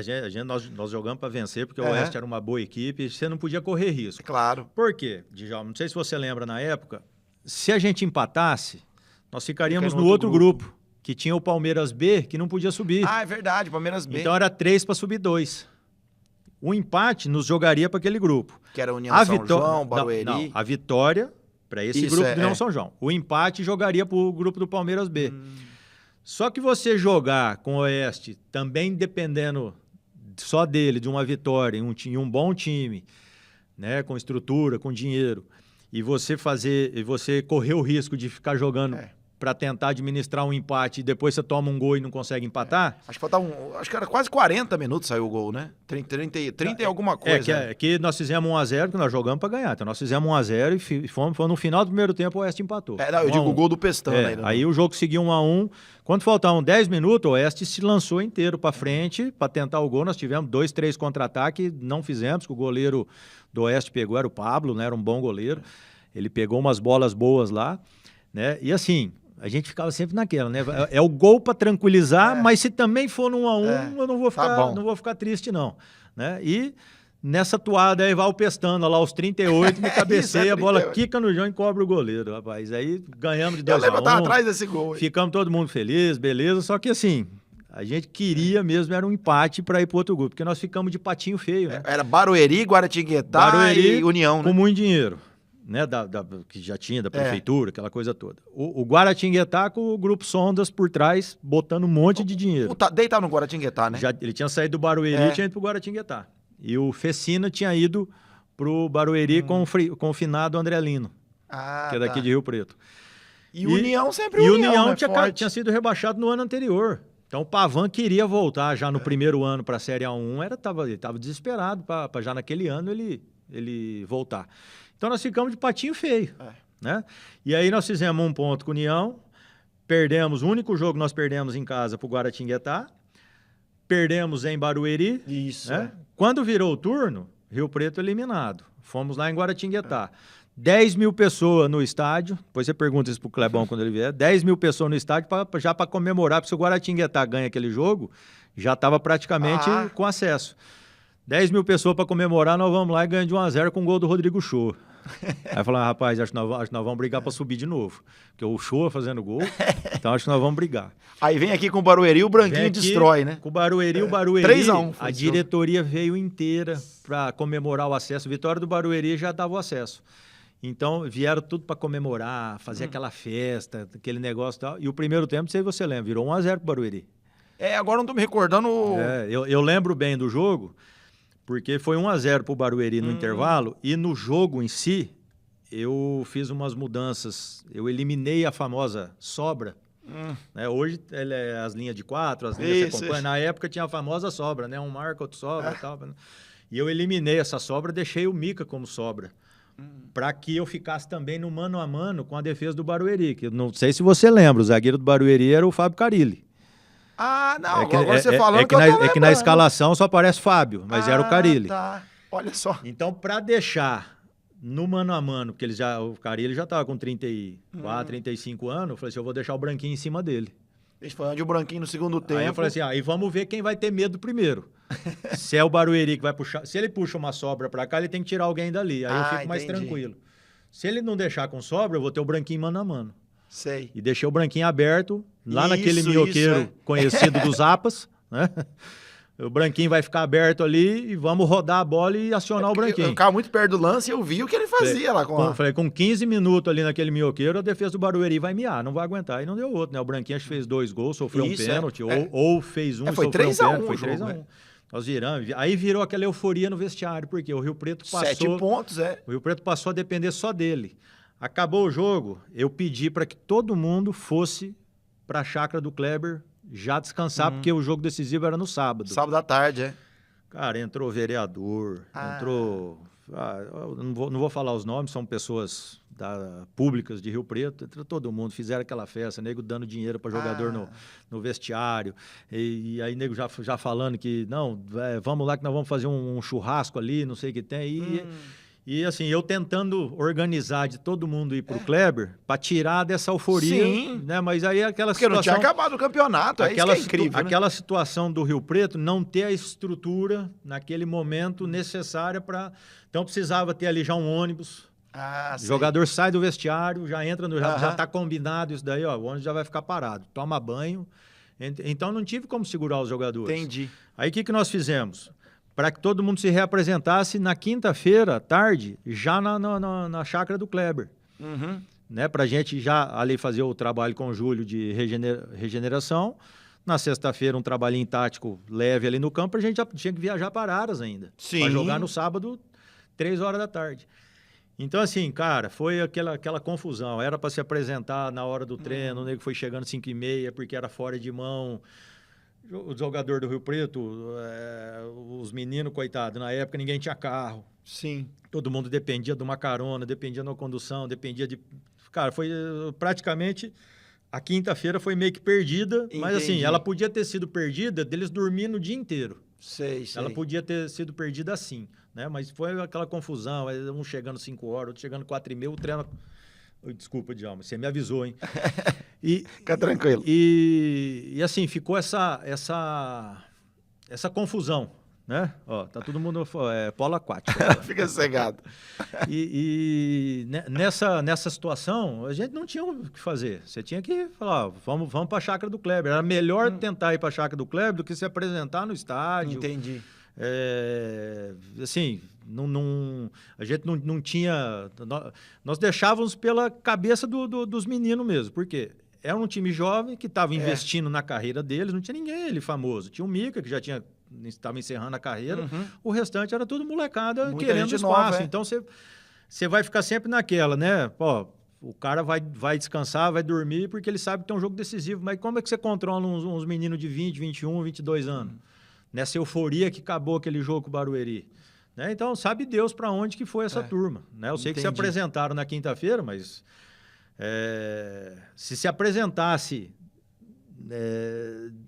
de qualquer jeito, assim, de ter ido num ônibus, ia estar cansado. Hoje a gente reconhece que estariam cansados, né? Então, cara, é um cansaço, tem que viajar lá para Araras. Aí ficou uma situação do quê? O União, ele tinha uma chance muito remota, mas se ele ganha do Rio Preto, os dois subiriam com empate lá. Entendi. Entendeu? Então aí tem todo aquele processo, o Barueri mandou a famosa mala branca, até comum, isso. O Barueri mandou para o União, o Guaratinguetá mandou um monte para o União, e o Rio Preto, os meninos, coitado, o Rio Preto não tinha condição de...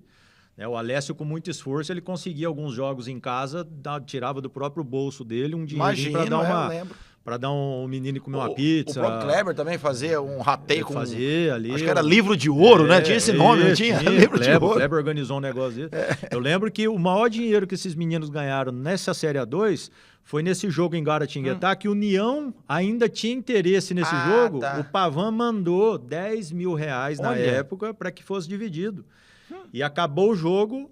O pessoal do União já estava ali, o pessoal foi corretíssimo, acabou o jogo, entregaram na mão do capitão, acho que era o Mica, os meninos vieram na Dutra dividindo o dinheiro dentro do ônibus. Então foi o maior dinheiro que eles pegaram no campeonato, né? O restante era ali o esforço do Alessio num jogo, no outro, que é esse o livro de ouro.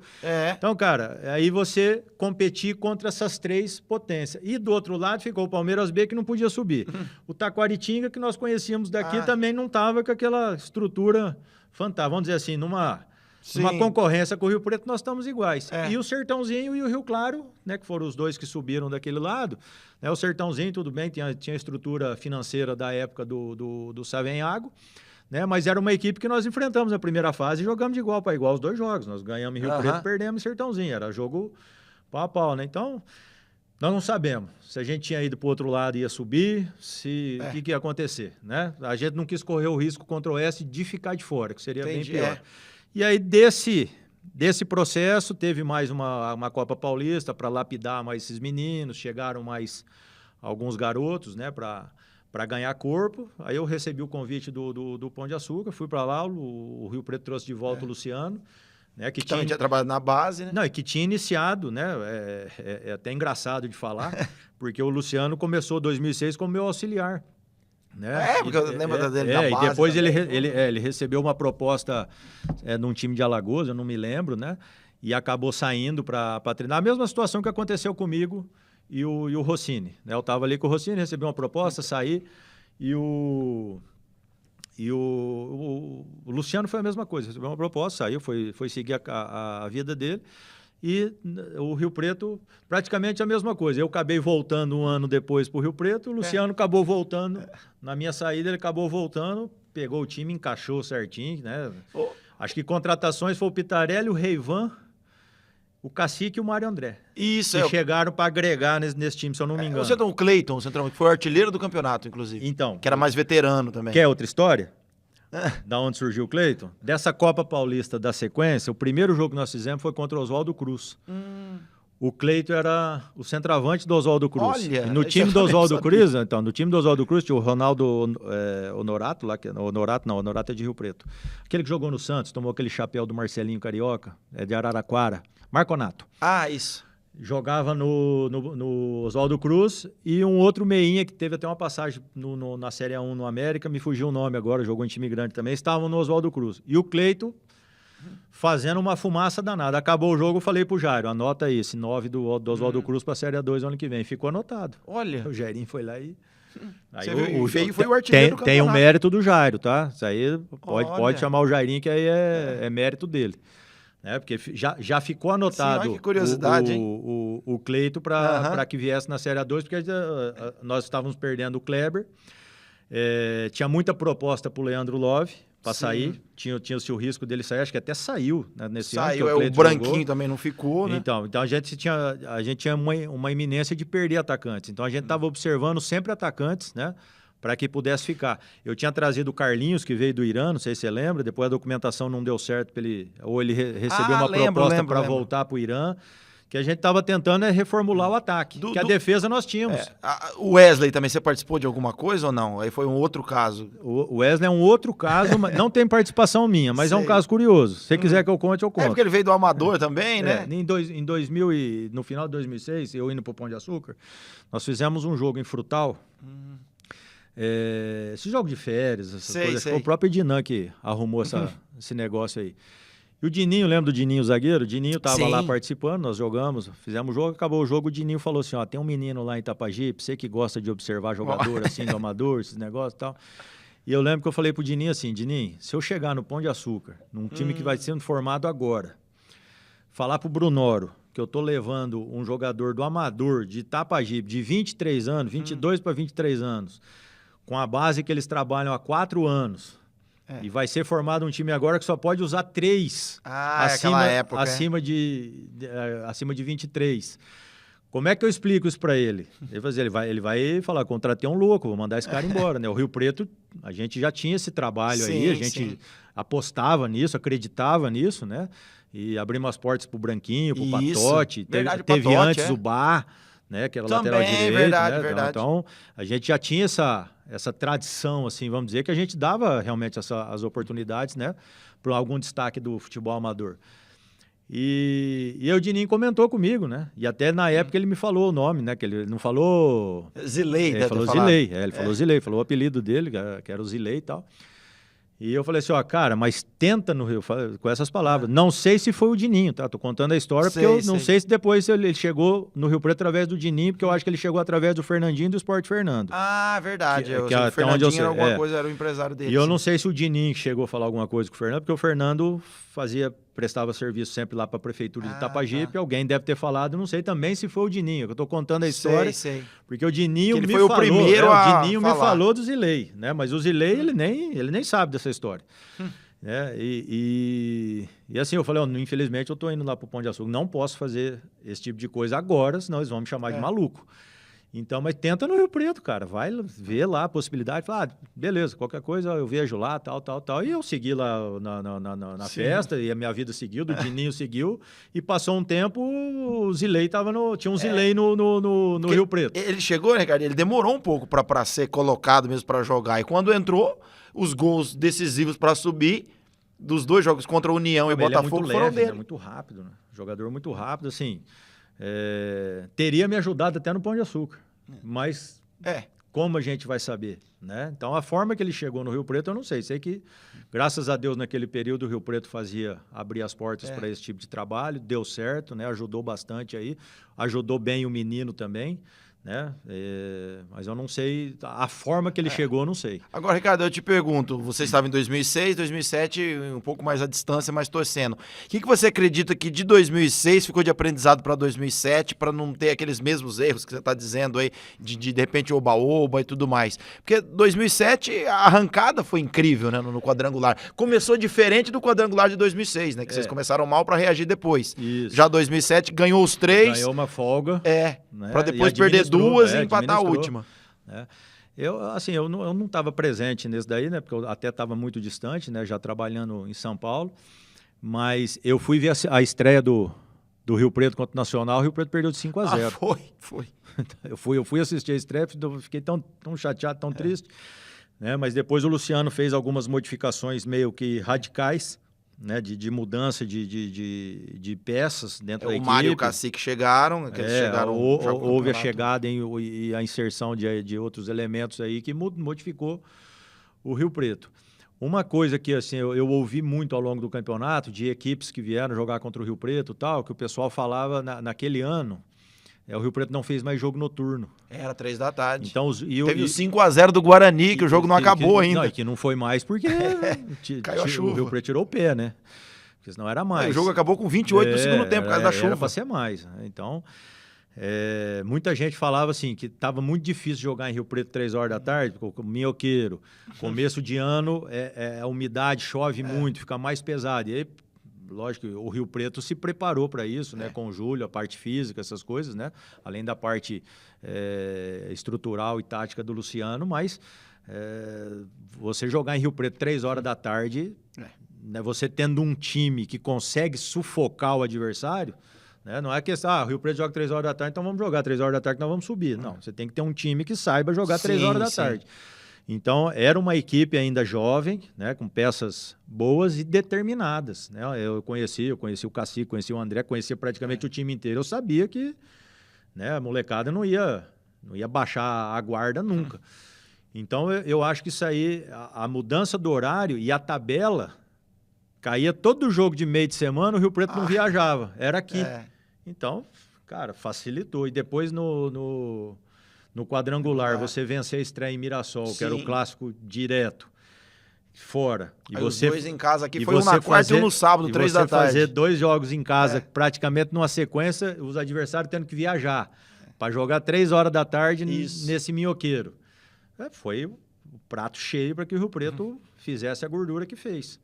Né? Depois só administrou. Né? Acho que eles foram bastante felizes nessa situação aí. Bom, Ricardo, eu sei que a gente já falou bastante, o tempo correu, mas além do Rio Preto... Eu falei que eu tinha história de 8 horas aqui. Não, mas é bom. Você teve outras passagens, né? Ferroviária, entre outros clubes, pra gente até lembrar um pouco também dessa tua trajetória fora de Rio Preto, né? Sei que aqui em Rio Preto a gente falou bastante, porque ela se concentra muito para as pessoas ligadas ao esporte aqui. Só que fora você também fez o seu nome. Sim, eu fiquei 3 anos no ABC de Natal, né? Ali não como treinador, como diretor de futebol, né? Que hoje o pessoal fala de executivo de futebol, né? Naquela época não tinha essa nomenclatura, né? Lá para eles era superintendente de futebol. Então a gente fazia a montagem das equipes, a administração toda do elenco e tal. Fiquei 3 anos lá com o ABC nessa função. Fiquei 5 anos na Ferroviária, né? Como auxiliar, como treinador, né? Vamos dizer assim, um funcionário do próprio clube. E assim, estou falando o lugar de mais tempo, né? Mas nesse período aí da saída do Rio Preto, eu fui para o Pão de Açúcar, eu fui para o Comercial de Ribeirão, né? Tive no Barretos, voltei 2 vezes para Jataiense para salvar de rebaixamento, graças a Deus salvamos. Eu tive no Araguaína, fui campeão tocantinense, Taubaté, Nacional. Então, cara, é que eu não vou lembrar tudo assim de cabeça, vou esquecer de alguém, mas a gente andou um período bom aí, cara. Bom, e agora eu sei que você está num período até com a sua esposa, né, passando aí por um momento de tratamento, mas você pensa em voltar para ativa quando? Como é que tá teu planejamento também? Se graças a Deus aí Deus permitir que ela se recupere plenamente, né, eu tenho ideia de voltar, mas com ela podendo me acompanhar. Ah, né? legal. Aí, que nesse período todo das minhas saídas, Ela sempre ficou aqui. a gente fez uma opção pensando no filho. Ah, tá. Né? Porque a carreira de treinador, a instabilidade é Como diz preocupante. o Mauro Vieira, o caixeiro viajante. É muito preocupante, porque você vai lá, perdeu 3 jogos e a gente te manda embora.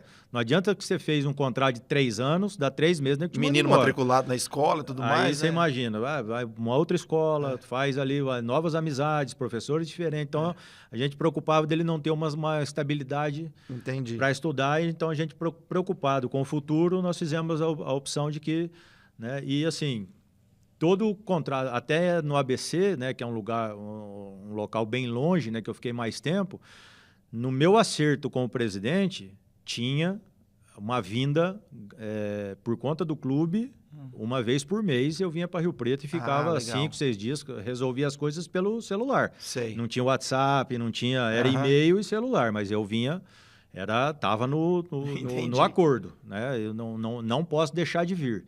Então, cara, hoje acho que eu nem conseguiria, nem se eu tivesse num momento melhor da minha vida, acho que ninguém ia aceitar fazer um negócio desse daí, porque, assim, as passagens caras, né, não tá fácil, os clubes estão tudo em dificuldade, mas na época apostaram em mim, né? Eu acho que deu retorno, porque lá eu fui campeão brasileiro da Série C, nós fomos bicampeão estadual, ganhei 2 Copas Rio Grande do Norte, ganhamos 2 taças Cidade Natal, que é como se fosse uma taça Guanabara e Taça Rio no futebol carioca. Né?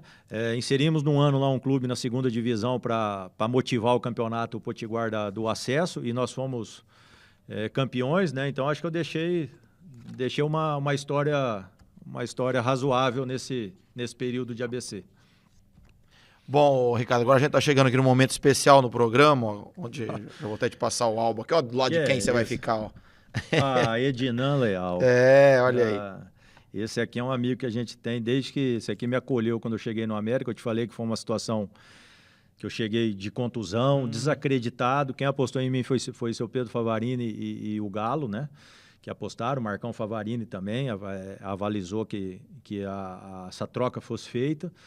E assim, eu estava num momento bem ruim mesmo de carreira. É eu mesmo que vou colar? Isso, aqui no 45. Pode contar na história e colando aqui no 45. É que eu não vou enxergar, então. Não, enxerga sim, que é isso. E aí, Djalma, o Dinan vinha ali também de uma lesão de joelho, né, num período também difícil, e assim, é um cara que me acolheu, acho que ficou um pouquinho torto. Não, tá ótimo. É um cara que me acolheu bastante nesse período aí, que me incentivou, então tenho boas recordações do parceiro e amigo Dinan. Bom, e para você também, é uma singela homenagem que eu faço aqui, depois você até pode folhear o álbum, ver outras pessoas que passaram por aqui. Você também como um dos grandes nomes aí do esporte, da história do esporte, não só do futebol, mas das modalidades em si. Ouvindo você falar, porque, né, a gente sempre trabalhou sério, né, e sempre procurou ser honesto. Às vezes a gente não consegue agradar a todo mundo, mas a gente sempre tentou para deixar uma história, né? E graças a Deus, eu acho que nós contamos aqui vários momentos positivos de América, Rio Preto, né? Então eu me sinto assim orgulhoso, né, de ter jogado nos dois e ter trabalhado nos dois em momentos bons momentos do clube, né? Em momentos para mim foram especiais, né? Você fazer uma Série A1 com a América, enfrentar grandes equipes aqui, você está representando o Rio Preto numa Série A2 brigando por acesso, né? E como você disse aí, ficou um legado para depois conseguir o acesso. Muita gente lembra disso, reconhece isso, né? Eu acho que o mérito maior foi do Luciano, do Júlio, da comissão técnica em si daquele momento, do Alessio, o suporte que ele deu, Mas é que quando conversa particular eu e o Alessio, a gente lembra de 2005, quando o Tadei começou a acreditar nesse processo. Depois nós demos mais um empurrãozinho para fortalecer um pouco e depois culminou com o Luciano, com o Júlio, com a Glória aí, né, que vai ficar para a história. É o único acesso da primeira divisão do Rio Preto. Sabe Deus quando vai conseguir, espero que consiga. Espero que eu esteja aqui ainda para ver isso. Né? A gente torce, né, para que o futebol cresça aqui em Rio Preto, porque é triste para a gente ver a região grande, forte, como está o Mirassol, como está o Novo Horizontino, né? E talvez era um lugar aí que era para a América e Rio Preto ter ocupado já com uma certa antecedência, né? Mas quem sabe, né, Djalma? Bom, a gente falou bastante aí do profissional, só que do amador, que eu até falei aqui no início, a gente não conseguiu falar tanto, mas eu lembro pelo menos de uma final que você fez gol contra o Botafogo, pela Vila Toninho. Eu tenho esse gol guardado no celular, depois eu vou te passar. Todo mundo estava dizendo, o Botafogo já é campeão. Aí vocês no jogo da volta, você fez o gol de cabeça, me parece, e o Vila Toninho depois conseguiu a conquista. Foi um ano assim, o Botafogo tinha um investimento muito grande, era o melhor time na final. A Vila Toninho tinha um time ajustadinho, mas era, vamos dizer assim, 11. Se um faltasse, bagunçava. Então, foi assim, nós fomos aos trancos e barrancos aí, muita luta, chegar à final. O Botafogo chegou na final fácil, tinha a melhor equipe. E eu fiz um gol de falta no primeiro jogo, né, que nós vencemos de 1-1 e revertemos essa vantagem, né? E tentamos, vamos dizer assim, na gíria do futebol, cozinhar o galo no segundo jogo, né? Enrolar o máximo que pudesse, e era o que a Vila tinha. Time por time, o Botafogo era para ser campeão, né? Mas graças a Deus a gente conseguiu dar esse orgulho aí para a torcida da Vila Toninho. Bom, Ricardo, grande abraço, obrigado por ter vindo, ter contado muita coisa importante, não só da tua trajetória, mas como você falou, né, a tua trajetória acaba se misturando com a de outras pessoas, sim, né, que passaram aí por Rio Preto, por América e também pelo futebol amador que a gente citou, além de outros clubes que você pôde trabalhar. Sucesso, espero vê-lo aí muito em breve também trabalhando aí pra gente poder transmitir jogos. Eu falo, olha, técnico de tal time, Ricardo Moraes. É com legal. Grande prazer e satisfação. Espero que um grande amigo. Espero que um dia a gente possa estar retornando. É um negócio que eu gosto de fazer, me sinto bem. Minha casa é isso aqui, é o campo, é organizar. Né, se você quiser doar essa prancheta para eu levar para o clube. Mas é muito prazeroso estar falando de futebol, né? E aqui com você, aqui, que lembra de todas essas situações. E foi me relembrando de situações que eu nem lembrava mais. Que a gente vai puxando, né? A gente vai puxando e eu fiquei muito contente assim, de poder estar passando coisas que aconteceram lá atrás que muita gente nem imaginava que foi dessa forma, né? Como e até histórias suas que eu também falei, poxa, foi assim que aconteceu, eu também não sabia. E assim, eu acho que serve de incentivo para alguém que está aí começando, né? A gente tem muito rio-pretense aí querendo espaço, querendo surgir, assim, não desista, acredita, né? Eu fui fazer estágio lá em Mirassol, pegava o carrinho, ficava debaixo da arquibancada ali, não é vergonha para ninguém, né? Você querer o conhecimento, você querer subir, você querer ser reconhecido, né? Eu tinha a filosofia, e tenho até hoje para a minha vida, o mais honesto possível, não quero subir pisando em ninguém. Então, acho que tem que procurar, não é vergonha nenhuma você ir lá e passar um dia inteiro lá observando um companheiro. Se eu retornar hoje, Djalma, eu vou procurar algum amigo que esteja numa equipe hoje mais estruturada, porque o futebol está se reinventando. Então, assim, o que eu fazia no Rio Preto em 2006 não se faz mais hoje, nem pensar, nem chance. O futebol mudou de uma forma.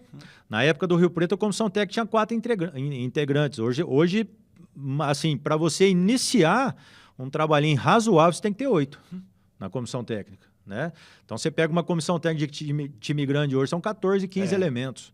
Né? Então, assim, mudou demais, cara, mudou demais. Então, assim, se eu retornar, se Deus permitir que eu possa retornar, vou ter que me reinventar de novo, acompanhar alguns amigos do que está no momento, ver o que mudou de 3, 4 anos aonde eu parei, que muita coisa mudou. Né? Consegui ainda tirar a licença A, né? Mas se eu voltar, já estou pensando em fazer a Pro e, assim, vamos seguindo. Eu te agradeço aí a oportunidade. Fiquei muito feliz com a tua vinda. Grande abraço mais uma vez. Parabéns pela trajetória e pela história. Obrigado, Djalma. Bom, com essa entrevista de hoje, esse relato aqui do meu grande amigo Ricardo Moraes, uma história até de superação, de vida e muita coisa bacana, foi passado lá do técnico, relembramos aí histórias também de jogadores e de personagens que trabalharam com ele, de uma certa forma, interligaram-se nos mesmos caminhos. Agradeço especialmente aqui também ao NIRP, estamos nos estúdios da Unidade 3, aqui do Centro Universitário de Rio Preto, o NIRP que tem conceito máximo junto ao MEC em conceito 5, aqui nos estúdios de televisão, temos os cursos de jornalismo e publicidade e propaganda para você ser aluno Unirp em 2024. Também agradeço aqui ao Thiago Serafim, nosso cinegrafista, Cristiano Abraão, nosso editor de imagens, a Vanusa Carvalho, social media, além do William Castro, que produziu esse álbum, que tem feito muito sucesso com os nossos participantes, além do Ronaldo Atilano, da Rádio Unirp. Nos acompanhe através do canal no YouTube, Pode Colar Podcast, você pega a câmera do seu celular, aponte para o QR Code que aparece na sua telinha e compartilhe, se inscreva, é muito importante você conhecer o nosso trabalho e também dos nossos entrevistados. E ainda as plataformas de áudios digitais, o Deezer, o Spotify e o Amazon Music, além do Instagram do Pode Colar, que volta a semana que vem com uma nova história, um novo episódio para você. Grande abraço e até lá.